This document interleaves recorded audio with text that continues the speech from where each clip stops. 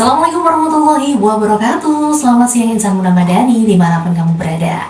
Senang sekali di kesempatan hari ini Valeria hadir kembali edisi Kamis 22 Februari 2024 dalam keadaan sehat. Gimana nih? Kabarnya semuanya sehat ya? Baik-baik saja. Valeria harapnya gitu. Di lintas siar Jalan Tukumar nomor 48 Bojonegoro bersama Rumah Sakit Aisyah Bojonegoro, kita hari ini kedatangan narasumber yang akan berbincang sehat seputar kesehatan keluarga, tentu saja bersama Radio Madani FM di sesi yang kedua. Setelah tadi bersama PDA, hari ini bersama Rumah Sakit Aisyah Bojonegoro, hadir bersama kita Mbak Julie Riandra NW Ahli Madya Farmasi selaku tenaga teknis kefarmasian dari Rumah Sakit Aisyah Bojonegoro. Oke, langsung saja kita sapa. Halo Mbak Julie Riandra NWA Ahli Madya Farmasi. Namanya panjang banget gitu. Aku panggil apa nih? Julie Riandra, biasa dipanggil Rian sih Mbak. Oh gitu, Rian namanya ya. Pakai Y sama N ya. Oke, Mbak Rian, gimana kabar? Alhamdulillah. Sedikit batuk tapi alhamdulillah masih bisa. Habis ini melalui sembuh hari ya. Amin. Pokoknya habis ini keluar studio ini langsung sembuh, Mbak. Amin ya Rabbal alamin. Oke, semangat ya Mbak ya. Insya Allah semangat sekali. Iya, wajib kayaknya nih, biar nanti langsung booming dan viral gitu loh. Oke, insan muda madani, kita siang hari ini mau bahas cara cerdas gunakan obat. Ternyata pas banget gitu ya Mbak Rian, ini kan dari tenaga teknisnya kefarmasian nih, pasti sudah ahli membidangi yang namanya perobatan. Perobatan.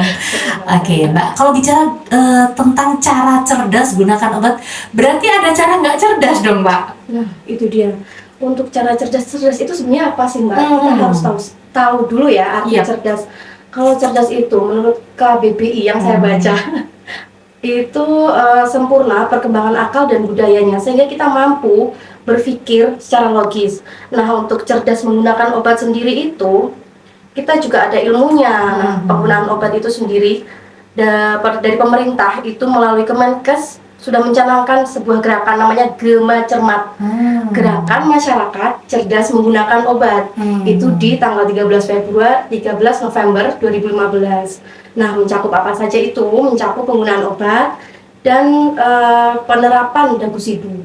Dagu sibu itu sendiri antara lain dapatkan, gunakan, simpan, dan buang. Tujuannya apa sih Mbak tujuan dagu sibu itu? Tujuannya sebenarnya mudah sih, meningkatkan pemahaman dan kesadaran masyarakat tentang pentingnya penggunaan obat secara tepat dan benar. Lalu meningkatkan kemandirian masyarakat tentang dagu sibu itu sendiri secara tepat dan benar. Dan satu lagi, meningkatkan penggunaan obat yang rasional. Kalau rasional, sepertinya semua masyarakat harusnya juga bisa mengerti ya Mbak ya, nggak hanya tenaga kesehatan saja. Jadi memang gerakan ini ditujukan untuk masyarakat, bukan untuk tenaga kesehatan yang memang sebenarnya sudah mengerti ya. Jadi gerakan masyarakat cerdas penggunaan obat ini meliputi satu, cara memilih obat. Obat itu kan dipilih sesuai dengan namanya. Nama-nama obat itu ada nama obat yang paten dan generik. Penggunaan pertama itu kita tidak usah menggunakan obat paten dulu ya. Pasti yang lebih diutamakan penggunaan obat generik sesuai peraturan pemerintah ya. Obat generik pun tidak semua obat generik bisa digunakan. Harus kita gunakan obat generik yang telah memiliki izin edar. Kalau belum ada izin edarnya tidak disarankan ya Mbak ya. Lalu untuk bentuk sediaannya itu kita juga harus memilih sesuai dengan sasarannya, sasaran atau pasiennya. Misalkan untuk anak-anak tidak mungkin kita ngasih obat tablet gitu kan. Lalu untuk lansia juga kita tidak mungkin memberikan obat yang sebesar jempol itu kan tidak mungkin. Jadi kita harus mempertimbangkan bentuk-bentuk sediaan yang akan diberikan kepada pasiennya. Lalu cara penggunaannya juga seperti itu.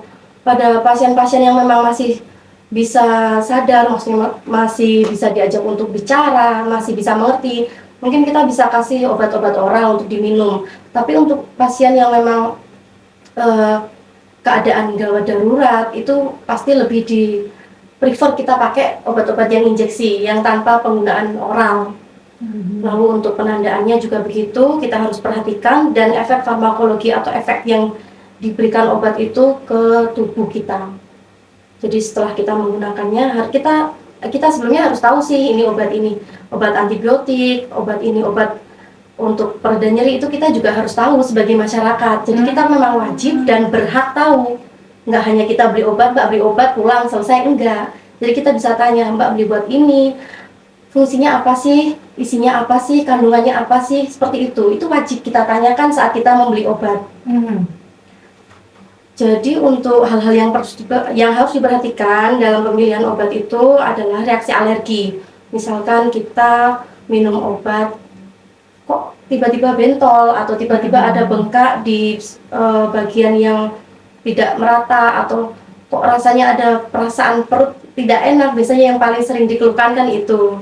Lalu untuk ibu-ibu hamil menyusui itu juga kita harus konsulkan dengan dokter, tidak semua bisa diberikan obat-obatannya.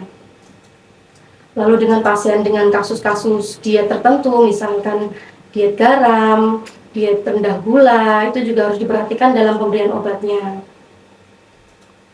Lalu untuk cara mendapatkan obatnya ini juga nggak sembarangan ya Mbak ya.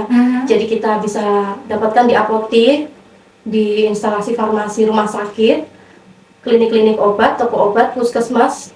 Nggak asal, kalaupun memang obat-obat bebas terbatas, bisa sih kita beli. Misal kayak obat-obat pereda panas kita bisa beli di warung-warung. Tapi untuk obat-obat tertentu lebih baik kita membelinya di sarana kesehatan yang telah disediakan. Juga saat kita membeli, yaitu harus ditanyakan lagi yang tadi sudah saya jelaskan tentang nama obatnya itu apa, kandungannya apa, lalu khasiatnya itu untuk apa, dosisnya. Kita kan membeli itu bukan hanya membeli untuk diminum, tapi membeli juga membeli ilmu kan. Nah, jadi misalkan suatu saat kita sakit seperti itu lagi, dan kita nggak perlu sampai panik. Kadang kan kalau orang panik sampai nggak kepikiran Mbak, kita mau beli apa, kita mau ngapain, itu saking paniknya kan nggak tahu ya. Jadi kita harus tanyakan, ini obat apa sih sebenarnya, kandungannya apa, dosisnya berapa, dan bagaimana cara penggunaannya. Jangan sampai ada salah penggunaan. Misalkan biasanya orang-orang tua yang mungkin fungsi pendengarannya udah mulai berkurang, itu kan harus lebih diperhatikan bagaimana cara komunikasinya. Betul kan ya. Lalu cara penggunaannya juga kita harus memperhatikan aturan pakainya, penggunaannya bagaimana, obat-obat itu obat bebas atau terbatas, dan wajib dihentikan kalau obat-obat itu memang menimbulkan reaksi-reaksi alergi. Gitu. Oke, nah itulah artinya cara cerdas ya, kayak gitu ya. Semuanya udah dikupas tuntas ya. Aku sampai begini, memang kalau kita membeli obat atau bukan mengkonsumsi ya, atau kita meminum obat dalam rangka penyembuhan, itu memang harus tahu gitu loh, nama obatnya apa, kandungannya apa, efeknya nanti apa gitu. Nah, itu tugas dari tenaga farmasi juga untuk menjelaskan kan? Betul sekali. Tanpa diminta pun harus di itu ya. Iya. Apalagi kalau misalkan kita memang benar-benar nggak tahu, wajib tanya, nggak apa-apa, kita pasti akan dengan senang hati menjawab.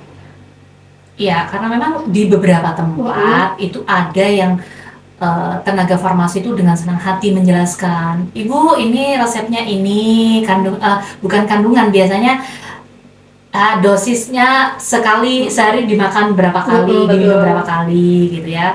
Ini obat antibiotik dihabiskan dan lain sebagainya. Tetapi ada di beberapa tempat di penjualan obat yang semacam apotek itu juga yang harusnya juga menjelaskan tetapi tidak melakukan hal itu gitu loh.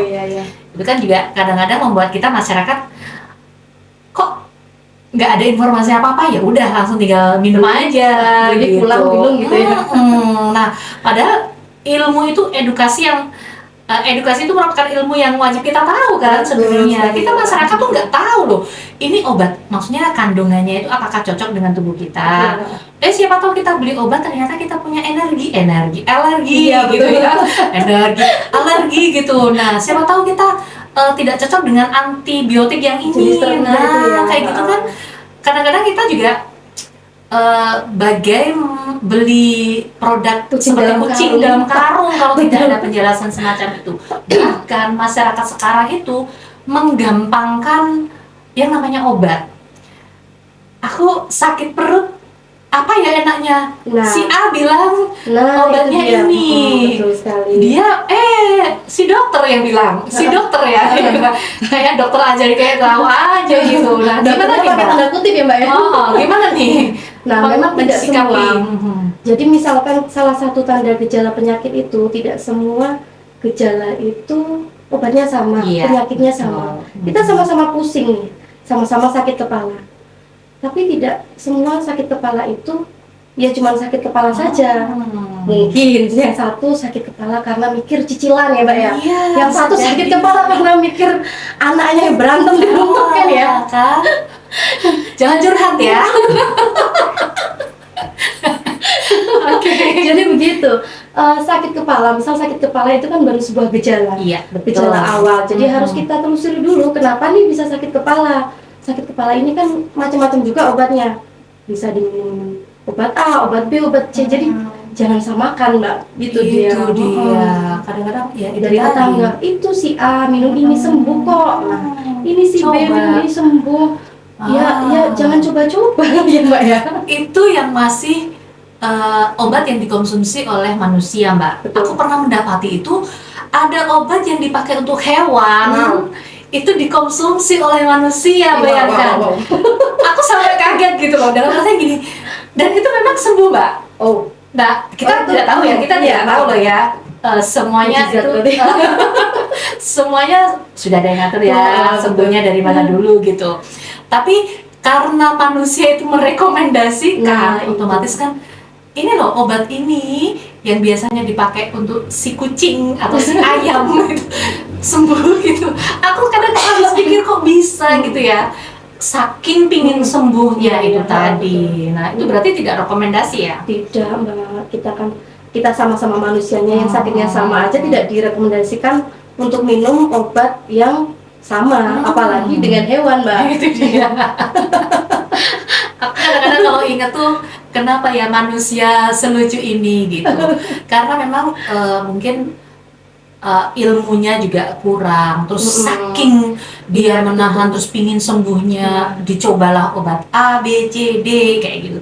Pokoknya sembuh apa aja diminum gitu. Iya, betul. Banyak yang seperti itu, Dan Mbak. itu sebenarnya tidak bagus juga ya Iya. untuk kesehatan. Betul, nggak bagus, Mbak. Jadi kita tuh memang harus ikhtiar, boleh sih ikhtiar ya, kita berusaha untuk sembuh, berusaha kita minum obat ini, obat itu. Tapi kembali lagi, kita ikhtiar ke jalan yang mana nih? Kita mau pakai jalan aspal apa jalan yang Iya, betul. itu? Kan sudah ada jalannya masing-masing ya. Jadi kita Ah. harus pakai, ya itu tadi, kita harus rasional penggunaan obatnya. Oke, memang benar. Kita harus menggunakan penggunaan minum obat yang benar itu harus dengan cara yang cerdas itu tadi. Harus tahu nih, ternyata obat ini kayak macam obat. Ya memang sih ada beberapa tenaga medis ya, maksudnya seperti bidan atau perawat. Kalau berbicara dengan sesama yang mempunyai profesi yang sama, kadang ketika melihat si dokter meresepkan ini, dia coba-coba gitu loh. Nah, lain halnya kalau masyarakat biasa nih, masyarakat biasa dikasih tahu sama yang bersangkutan, ini biasanya dokter ini pakai ini. Nah, ini juga nggak bagus, nggak boleh ya sebenarnya ya. Betul, jangan dulu, Mbak. Kita kan punya riwayat masing-masing. Terus satu lagi, Mbak, saya lupa menyampaikan. Jadi misalkan kita pernah mengkonsumsi satu obat Oke. dan itu kita menimbulkan efek alergi, jangan lupa diingat-ingat nama Namanya obatnya, apa? betul. Jika nanti kalau ditanyain sama tenaga kesehatan, misalkan kita periksa kemana, ada alergi ibu, nah itu ada yang sering jawab seperti ini, ada alergi ibu, ada alergi apa? Alergi apa ya yang obatnya warna kuning? Nah itu yang susah. Jadi kita harus ingat obat itu namanya apa, minimal nama obatnya apa. Jadi saat kita suatu saat nanti kalau minum obat lagi, jangan sampai kita ketemu obat itu, kan berbahaya Betul. sekali alergi itu ya. Nah, ada juga nih Mbak ceritanya itu kalau kita minum obat ternyata muncul alergi. Oh, itu efek dari obat. Nah, betul nggak nih? Efek sih kemungkinan Mas, semua yang kita masukkan ke dalam tubuh Betul. memang pasti semuanya berefek ya. Cuman kalau efeknya itu memang berkepanjangan dan dirasa itu memang nggak masuk akal, kok efeknya seperti ini ya, kok seperti ini ya, Bentol-bentol masih diminum aja gitu ya. itu kan, itu mesti kan kita juga berpikir kok bentol, ya udah nggak apa-apa minum, nggak mungkin kan kita mau minum lagi kalau udah efeknya seperti ini. Jadi lebih baik memang kembali diperiksakan, kemungkinan kita ada reaksi alergi dengan satu macam obat itu. Nah gitu tuh Insan Muda Madani ya. Jadi jangan asal aja kita mengkonsumsi yang namanya obat, karena apa yang masuk di dalam tubuh kita itu pasti ada sampahnya, Betul ada sekali. efeknya gitu ya. Nah kalau bicara dengan ahlinya itu pasti pasti ketahuan gitu. Jangan sampai kita menjadi dokter untuk diri sendiri kadang-kadang gitu ya. Betul. Itu sangat luar biasa gitu. Atau mungkin ketika kita periksa ke dokter A, terus kemudian obatnya sisa, Betul. disimpan, terus si temannya sakit, ternyata Banyak apa itu kejadian kayak gitu ya. Ini aku dapat ini ya. Ini coba minum, aku aja sembuh gitu. Terjadi juga ya. Nggak apa-apa sih kalau memang penyakitnya sama atau mungkin gejalanya itu masih ya mirip-mirip atau belum gejala yang berat ya, masih sama-sama pusingnya, oke lah kasih dulu nggak apa-apa. Tapi kalau udah obat itu bermacam-macam isinya, racikan kan biasanya, macam-macam isinya kita kasihkan ke orang tanpa edukasi, tanpa informasi yang jelas yang tepat, itu yang bahaya Mbak. Dan penyimpanannya juga itu sangat berpengaruh. Misal sirup kan biasanya anak kecil ya, anak kecil minum sirup 1-2 kali kan udah sembuh. Kita simpan dalam kulkas. Kulkasnya itu sering mati listriknya kan. Nah itu berbahaya sekali. Kita harus sering cross check ulang. Apakah sirup itu masih layak kita konsumsi, kita berikan kepada orang lain atau kepada anak-anak kita. Oh gitu. Nah kita bicara masalah penyimpanan nih. Gimana nih ketika kita mendapatkan obat sisa gitu Mbak? Kira-kira disimpan di kulkas atau di suhu ruangan biasa atau lebih baik dibuang? Kalau untuk obat sisa itu kita lihat dulu ya obatnya apa. Misalkan obat-obatannya sirup atau obat-obatan yang masih bisa disimpan, kita simpan dalam kulkas nggak apa-apa. Tapi kita harus cek di label atau di kemasan. Di situ akan tertulis disimpan di suhu ruang 2-8 bisa, atau harus di bawah 2 derajat, atau misalkan di suhu ruangan biasa juga nggak apa-apa. Kita harus cek dulu itu di boxnya. Atau kalau kita misalkan masih bingung, bisa kok tanya ke apoteker. Pasti bisa gitu ya. Oke, nah kadang-kadang kan kalau kita punya kayak apa Mbak, ya obat kapsul kayak gitu kan, bukan hanya kapsul ya, mungkin tablet ya, tablet yang biasanya sisa itu juga. Ketika dia sudah terbuka kemasannya, itu berarti sudah tidak layak untuk dikonsumsi. Tablet kalau sudah lepas dari kemasan primernya, betul, nggak boleh ya. Jangan. Kalau misalkan dia masih tersegel rapi, masih boleh dikonsumsi sampai di tanggal kadaluarsa. Expirednya. Oh gitu. Oke, karena memang ada aturan gimana cara kita membuang obat-obatan juga ya yang kita tahu ya. Semua ada aturannya. Nah, apakah kita sah-sah aja membuang obat yang tidak kita konsumsi lebihan di sembarang tempat, di tempat sampah maksudnya, bukan di sembarang, maunya di tempat sampah, atau kita menitipkan ke apotek lagi? Untuk sistem kembali ke apotek untuk pembuangan itu sih saya belum pernah dengar ya untuk di sini. Cuman untuk pemusnahan obat-obat itu sendiri bisa sih kita lakukan sendiri di rumah. Jadi kayak pembuangan misalkan obat sirup itu bisa dibuang di jamban atau di saluran air pembuangan lah ya. Lalu untuk botolnya itu kita hancurkan, dimasukkan ke kantong plastik, lalu dibuang. Jangan lupa dicuci dulu. Untuk obat-obat tablet juga seperti itu, bisa dibuang di dalam tanah, ditimbun tanah. Gitu. Biar tidak ada penyalahgunaan atau mungkin meracuni lingkungan kan ya. Bahayanya betul. Karena memang sekarang sudah mulai ibaratnya apa ya, kesehatan lingkungan, terus keamanan lingkungan itu kan kadang-kadang berawal dari yang kecil-kecil semacam itu ya. Itu kan limbah, kalau kita membuang limbah sembarangan juga bisa dipidanakan Bisa. sebenarnya gitu ya, tapi karena itu hal yang kecil aja dianggap angin lalu saja begitu. Sekian ribu Ah, ya. Jadi iya nih, kadang-kadang kita apa ya, kalau aku sih Mbak, numpuk obat itu ya kayak apoteker akhirnya nanti obat itu dari A sampai Z itu weh. karena dipikir sudah sembuh, kita simpan, sembuh, simpan. Iya. Karena kalau kita ke dokter kan dikasih obat baru, kita milih obat baru kan, otomatis yang lama ini ada gitu. Nah, ketika tersisa banyak itu mau dibuang kok ya. Emang Nggak dibuang juga buat apa gitu ya. Jadi koleksi gitu. Oh, coba aja ada semacam reduce kayak gitu ya, obat yang mungkin dipakai apa souvenir apa, bikin keterampilan apa gitu. Nggak boleh juga ya, karena memang bahan-bahannya tidak iya betul. rekomendasi gitu ya. Itu kan sebenarnya juga bahan kimia. Nah, obat itu kan dari bahan kimia. Ada juga sih obat yang dari herbal, misalnya kayak jamu itu juga ada.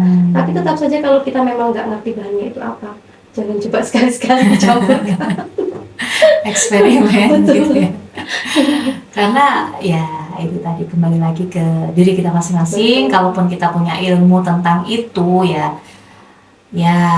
lebih baik kita mengambil langkah yang tepat lah ya, untuk semuanya lah, bukan hanya untuk diri kita sendiri tetapi juga untuk orang lain dan lingkungan tentu saja. Oke, insan muda madani dimanapun kamu berada, masih bersama Valeria dan juga Mbak Rian di kesempatan siang hari ini seputar tema kita adalah cara cerdas penggunaan obat. Oke. Nah, kalau kita sudah bisa menggunakan obat dengan baik, tentu saja kualitas obat itu juga akan menjadi optimal ya Mbak ya. Betul. Terus yang paling sering menjadi pertanyaan kayak gini nih Mbak, minum obat 3 kali sehari. Ternyata apakah kita seperti menggunakan meminumnya itu seperti makan, jadwal makan gitu, pagi, siang, sore, atau pagi, siang, malam, atau melalui jam-jam tertentu, pagi jam berapa, siang jam berapa? Kalau penggunaan obat misal sehari 3 kali, kita bisa bikin range waktunya itu dari 24 jam itu dibagi 3, jadi tiap 8 jam.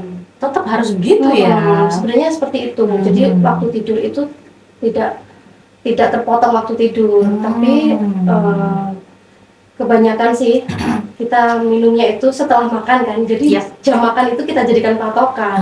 Itu dia. Daripada nanti mengganggu waktu tidur, kita makin nggak sembuh kan. Lebih baik kita tetap minum 3 kali dengan mempertimbangkan efektivitasnya itu 3 kali sehari setelah makan saja. Oke, nah aku pernah dengar juga gini Mbak, minum obat 3 kali sehari, pagi sudah, siangnya lupa nih, siangnya lupa, terus minum yang kedua sama yang ketiga tuh dirapel Mbak. Waduh, kan 3 kali sehari nih. Kadang-kadang ini nih yang sempat aku pernah mendapatin kayak gitu itu gimana nih? Ya salah Mbak ya. Salah juga ya? Salah. Kan untuk memenuhi 3 kali itu tadi. Tapi untuk memenuhi 3 kali tidak dengan langsung diminum 2 atau mungkin sehari langsung 3 gitu, 3 kali. Beda kan sehari 3 kali dengan sekali minum 3 kan beda ya Mbak ya. Jadi misalkan kita lupa harusnya jam 12 siang kita harusnya minum obat. Tapi kita baru teringat jam 2. Ya udah cepet aja langsung minum. Nanti jadwal untuk malamnya yang biasanya misalkan jam 6 malam kita mundurin sedikit sekitar jam 8 atau jam 9 malam. Jadi tetap sehari 3 kali 1 tablet, bukan sehari 1 kali langsung 3 beda langsung ya, betul beda nggak sama. Oke, nah tapi kadang-kadang kita merasa sah-sah aja gitu loh. Ya itu tadi, ketika tidak disiplin dalam mengkonsumsi obat, pagi sudah, siang kelupaan diminum sore malam lagi diminum. Gitu kan, pokoknya itu harus 3 kali nih masuk ke dalam tubuh. Ternyata itu juga tidak disarankan ya. Oke, jadinya kan kita paham nih, ternyata mengkonsumsi 3 kali sehari bukan seperti itu artinya gitu loh. Atau pokoknya 3 kali jam ini jam ini Yang penting 3 kali ya. Yang penting 3 kali gitu, itu juga tidak bagus, tidak boleh ya. Tidak boleh Karena ada jeda di mana tubuh itu memproses, memproses gitu ya. Oke, bicara masalah obat ini ternyata seru juga gitu ya, karena kadang-kadang obat ini menjadikan dilema bagi kita yang sekiranya kita tidak punya ilmunya, itu dibikin gampang aja gitu loh. Ya itulah manusia gitu ya. Makanya apa gunanya apoteker? Ya itu untuk menjelaskan itu gitu ya. Ya. Tidak perlu sungkan untuk bertanya. Itu sudah menjadi hak kita. Bener banget. Tapi kadang-kadang kita ngerasa gini, ini ngapain sih pakai dijelasin juga gitu? Ini di tulisannya udah ada di labelnya nih, 1 kali 2, 2 kali 1, kayak gitu kan ya sudah ada. Memang nggak sedikit orang yang seperti itu kan butuh cepet. Udah nggak usah dijelasin, Mbak, udah biasa pergi. Ada yang seperti itu. Oke, nah bicara tentang yang diracik itu tadi, Mbak, berapa lama untuk obat yang sudah tidak dikonsumsi tapi masih dalam kemasan racik itu tadi, yang biasanya dikasih kertas itu ya? Oh iya. Jadi kalau di rumah sakit kami ada tanggal kadaluarsa obat racikan. Kalau untuk obat-obatan racikan dengan penyimpanan yang benar, seperti kapsul atau puyer dengan penyimpanan yang benar di tempat yang kering sesuai dengan anjuran, itu masa kadaluarsanya 6 bulan. Jadi di setiap etiket, setiap yang tertera berapa kali seharinya itu di situ sudah tertulis bahwa tanggal kadaluarsanya itu tertera 6 bulan setelah tanggal dibuat. Kalau untuk racikan obat-obat luar seperti salep itu kita pakainya 1 bulan setelah pembuatan. Gitu ya? Iya. Oh, setelah pembuatan? Setelah pembuatan. Walaupun dia sudah dibuka, terus sudah dipakai, masih ada sisa? Masih bisa. Iya. Tapi dengan catatan penyimpanan benar, kering dan tidak lembab. Sambil kita lihatlah nanti apakah ada perubahan gitu ya. Biasanya kan kalau kapsul itu rawan agak lembab dikit, lengket kan gitu, udah kelihatan. Atau itu yang paling kelihatan kalau dari kapsul. Ya, dan yang paling sering cepat berubah itu yang bentuk cair ya. Yang rasa jeruk, awalnya rasa jeruk jadi jeruk nipis. Jadi manis jadi jeruk nipis. Iya, itu pengalaman pribadi tuh. Saya tuh sendiri di rumah juga kalau udah ada obat numpuk di kulkas sebelum diminumkan ke anak, saya icip dulu, Mbak. Gitu ya. Kalau masih rasanya kok masih yakin bisa diminum, ya saya baru kasih minum ke anak. Kalau ada apa-apa biar orang tuanya dulu. Itu yang mau berkorban, yang nggak mau kasih aja anaknya ngerasain. Ini kok rasanya beda ya. Anak-anak kan nggak tahu ya ini obatnya dulu rasanya seperti apa, sekarang seperti apa. Kalau orang tua kan mungkin masih ada sedikit, mungkin di tutupnya terlihat ada berlendir, apa kan kita harus perhatikan itu.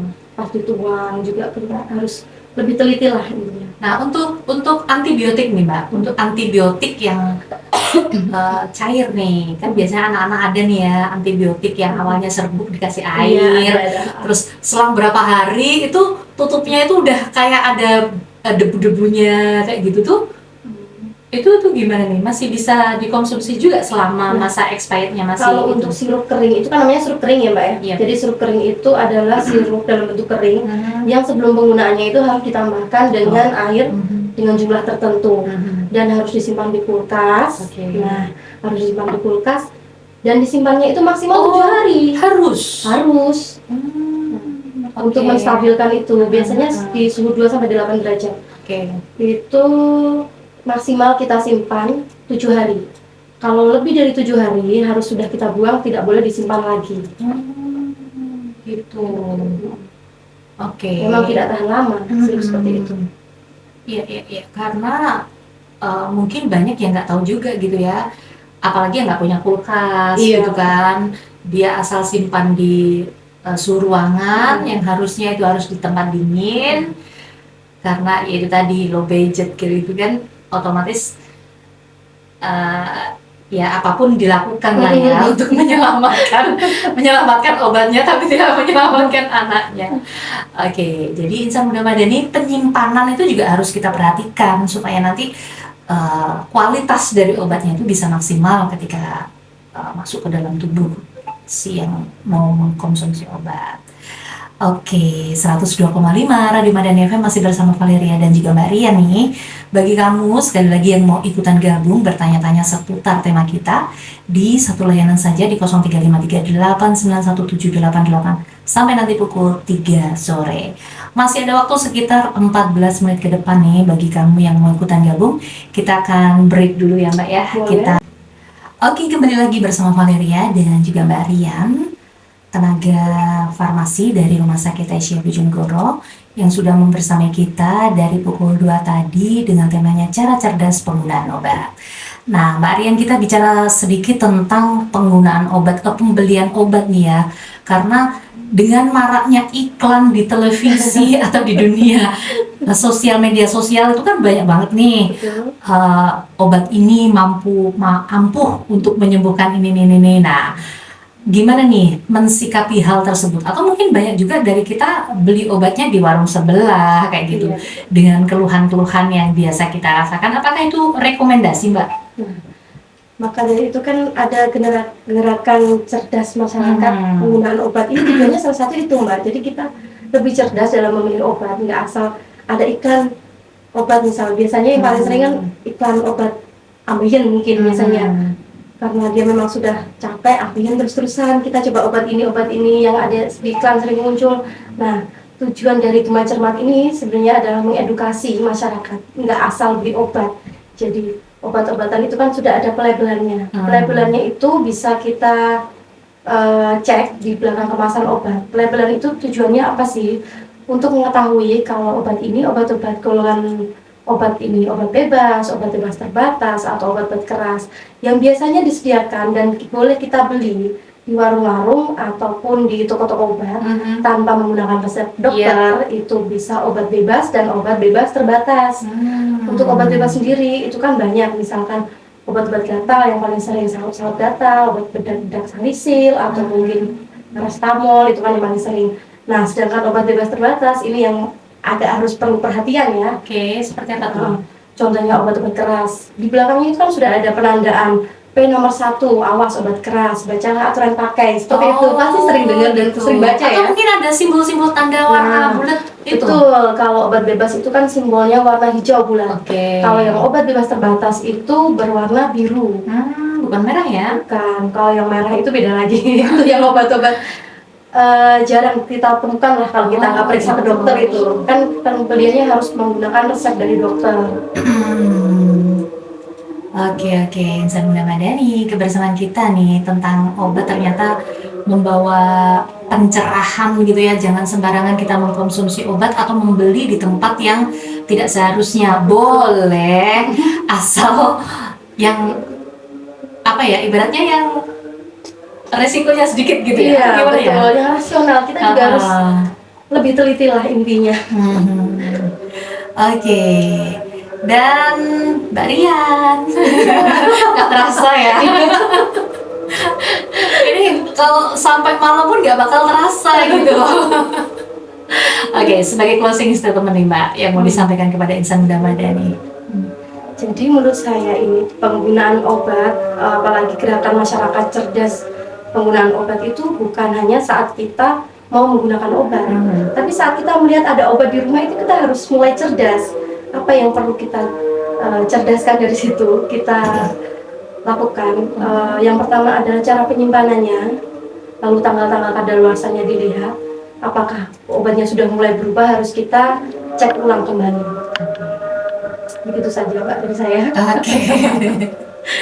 Oke, terima kasih Mbak Rian sudah hadir di Radio Badan FM. Semoga kita semuanya menjadi teredukasi ya dengan cara cerdas penggunaan obat, dan kita semuanya menjadi sehat. Amin. Yang tidak sehat cepat sehat, Amin. yang sehat tetap sehat. Oke, Insan Muda Madani, kebersamaan kita untuk hari ini usai sudah. Terima kasih untuk semuanya saja. Kita ketemu lagi di pekan depan masih bersama Rumah Sakit Aisyah Bojonegoro. Fastabilu khairat. Wassalamualaikum warahmatullahi wabarakatuh. Salam Spirit Madani.